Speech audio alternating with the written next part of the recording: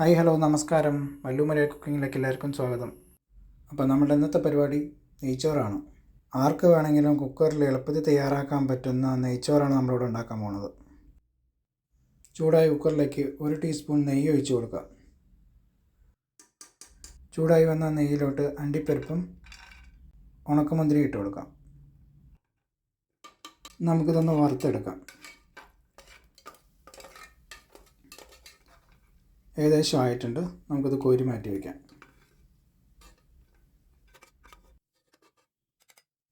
അതേ കുക്കറിലോട്ട് ഒരു സവാള നീളത്തിൽ കനം കുറച്ചരിഞ്ഞത് ഇട്ട് കൊടുത്ത് വറുത്തെടുക്കാം.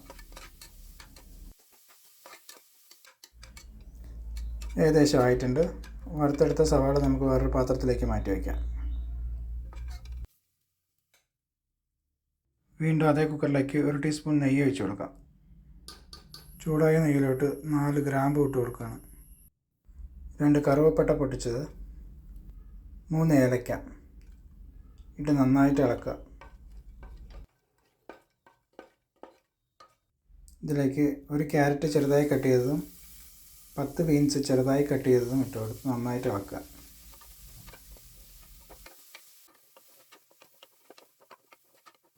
ഇതിലേക്ക് വലിയൊരു സവാള നീളത്തിൽ കട്ട് ചെയ്തതും 4 പച്ചമുളക് നടുവേ കട്ട് ചെയ്തതും ഇട്ട് കൊടുത്ത് നന്നായിട്ട് ഇളക്കി കൊടുക്കാം.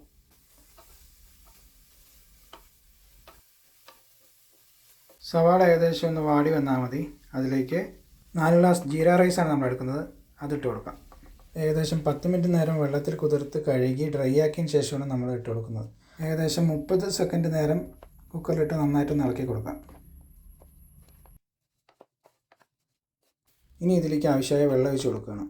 ഞാനിവിടെ ഗ്ലാസ്സിലാണ് അരി എടുത്തിരിക്കുന്നത്, 4 ഗ്ലാസ്. അപ്പോൾ 1 ഗ്ലാസ് അരിക്ക് 1.5 ഗ്ലാസ് വെള്ളം എന്ന കണക്കിൽ 6 ഗ്ലാസ് വെള്ളമാണ് ഒഴിച്ച് കൊടുത്തിരിക്കുന്നത്. ഇതിലേക്ക് ഒരു ചെറുനാരങ്ങ മുഴുവൻ നീരും പിഴിഞ്ഞൊഴിച്ച് കൊടുക്കുന്നുണ്ട്. പിന്നെ ആവശ്യത്തിന് ഉപ്പ് എല്ലാം കൂടി ചേർത്ത് നന്നായിട്ട് ഇളക്കി യോജിപ്പിക്കുക. ഉപ്പ് പോരാത്തതുകൊണ്ട് കുറച്ചും കൂടി ഇട്ട് കൊടുക്കുന്നുണ്ട്. ഒന്നുകൂടെ നന്നായിട്ട് ഇളക്കി യോജിപ്പിക്കുക. ഇനി കുക്കർ അടച്ച് മീഡിയം ഫ്ലെയിമിൽ 2 വിസിൽ വരുന്നത് വരേക്ക് വേവിച്ചെടുക്കുക.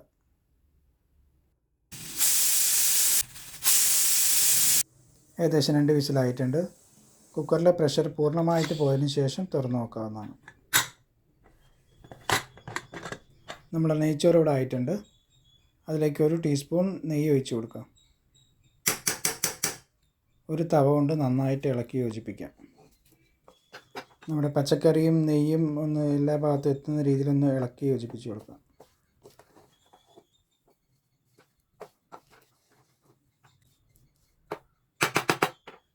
അതിലേക്ക് നേരത്തെ മാറ്റി വെച്ച സവാള വറുത്തത് നമുക്ക് ഇട്ട് കൊടുക്കാം.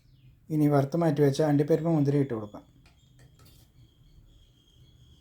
അവസാനം മല്ലിയില ഇട്ട് കൊടുക്കാം. അപ്പോൾ ഇനി നെയ്ച്ചോറ് ഉണ്ടാക്കാൻ അറിയില്ല എന്ന് പറഞ്ഞ് മാറി നിൽക്കേണ്ട ആവശ്യമില്ല. കുക്കർ ഉണ്ടെങ്കിൽ വീട്ടിൽ തന്നെ വെച്ച് ഉണ്ടാക്കാൻ പറ്റുന്നൊരു അടിപൊളി ഐറ്റമാണ്. അപ്പോൾ ഇന്നത്തെ വീഡിയോ ഇത്രയേ ഉള്ളൂ. വീഡിയോ ഇഷ്ടപ്പെട്ടാൽ ലൈക്ക് ചെയ്യൂ, സബ്സ്ക്രൈബ് ചെയ്യൂ. നിങ്ങളുടെ വിലയേറിയ അഭിപ്രായങ്ങളും നിർദ്ദേശങ്ങളും താഴെ കമൻറ്റ് ചെയ്യൂ. താങ്ക്